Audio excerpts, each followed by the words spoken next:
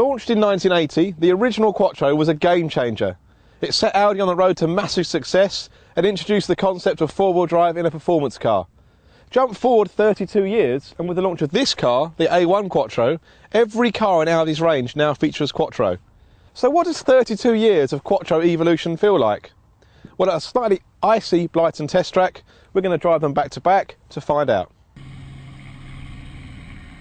Okay, so let's start with the A1 Quattro. Now, obviously Quattro is massive now, it's across the entire Audi range, but this model is pretty unique. They're only making 333 of these cars, and they're all sold already, so you can't get one.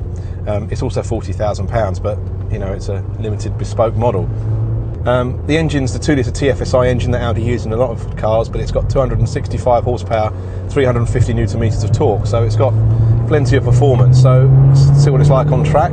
Now, as I said earlier on, it's pretty icy. It's only 3 degrees, so there's not much grip. So in a way, it's the perfect environment to test Quattro, because that's really what Quattro was all about, was using four-wheel drive to provide grip and thereby performance. And the original Quattro was the first car that did that, and Audi's sort of made that their own now. And here, straight away, you can feel that in this car. Obviously, hard on the power out of that chicane, no lack of traction whatsoever, just planted basically.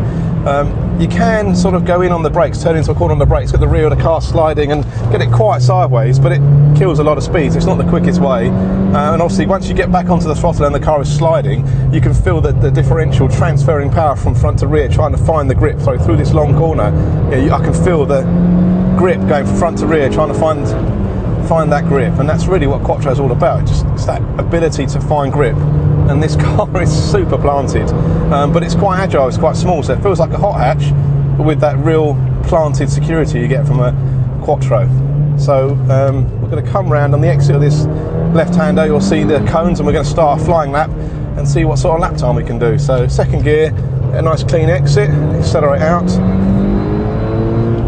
and coming up to the start-finish line now, and we're going to start a flying lap.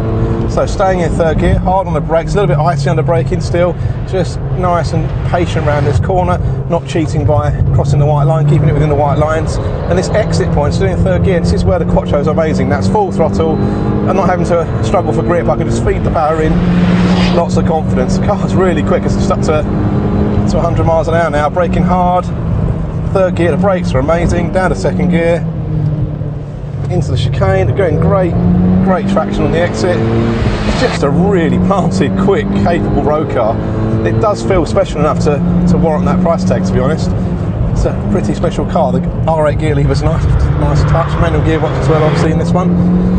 Hard on the power, third gear still, staying third through here. Again, this is where you can feel the car starting to want to slide. Well, it's quite a bit of ice there, so a bit sideways. And I'm basically just drifting across patches of ice there, and then you can feel the Quattro helping me deal with that.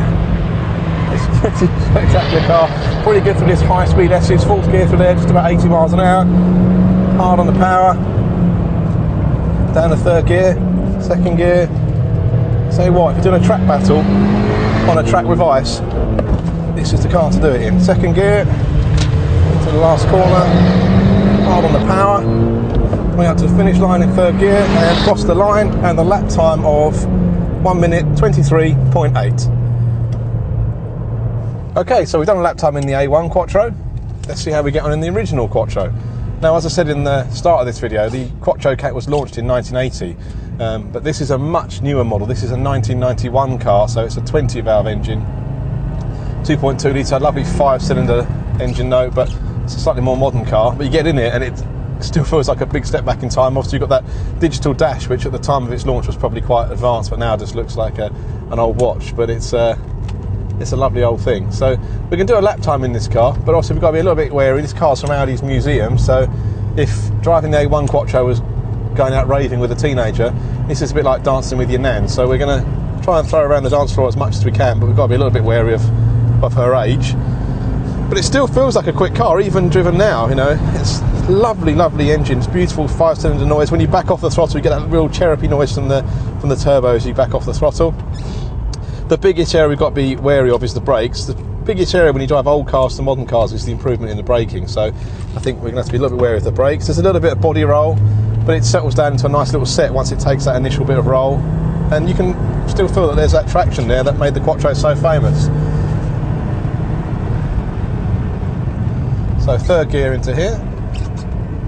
Turn in, a little bit of body roll, it takes a set, but there's loads of grip. There's a lovely natural weight into the steering. And as I say, it still feels like a quick car. The ride's the biggest thing as well. Modern performance cars are obviously fairly stiff. This has got quite a bouncy ride, but it makes it very comfortable there. You lean on it a bit and you just sense what, you can tell where the grip's coming and going. It's quite a confidence-inspiring car. It's really good to drive. So these 5-speed S's, again, much more body roll than the modern A1 Quattro. But again, 80 miles an hour, it's a quick car. Down to third gear. And we're going to come around and start the lap in a minute. Oh, it's just a lovely thing. You can just imagine when this came out, how this revolutionised performance cars. What a car. Okay, so we're going to start a flying lap now. So 6,000 revs, changing up to third gear, across the line. Now, same as in the A1, we're going to stay in third gear into this corner. Just nicely balancing on the throttle on the way in. Again, not cheating, staying within the white line. And then on the power as we come out. And same as the Quattro, as the modern Quattro, this original car, you know, it's just lovely there on the power through this long opening corner. Loads of traction, and that's what must have been revolutionary about this car when people first drove it. Again, 90 miles an hour there. And then braking, again, lots of dive under braking. There's not the power in the brakes that you get in a modern car. That's the biggest area, as I say, where there's been some advancements. It doesn't feel, performance-wise, feels like a proper car. It's just braking you notice the big difference. Down to third gear, a lot more dive under braking. But again, on the turn-ins, a lovely super sharp turn-in. A little bit of roll, a little bit of bounce, but just really beautiful. Communicates what's going on. Gives it the confidence to get on the power. A bit of a slide going on there. Same place where the ice was in the A1. Again, the technology is not quite as advanced, but it works in the same way. Power's transferring around, trying to help me find grip. Carrying speed through the S's. On the brakes here. Down to third gear, down to second. Into the apex. Third gear.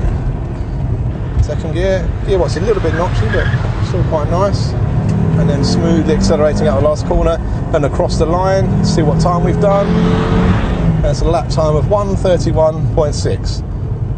It's been a real joy to drive the original Quattro. This car fully deserves its place amongst the greatest performance cars of all time.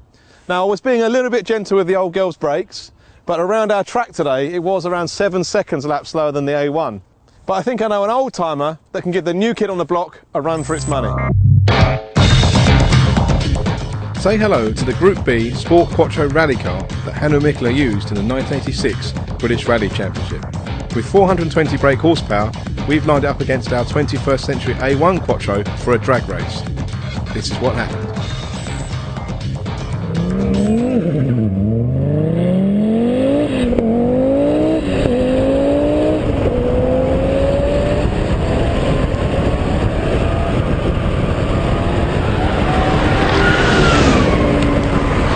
And unsurprisingly, it shows this 21st century road car a clean pair of heels.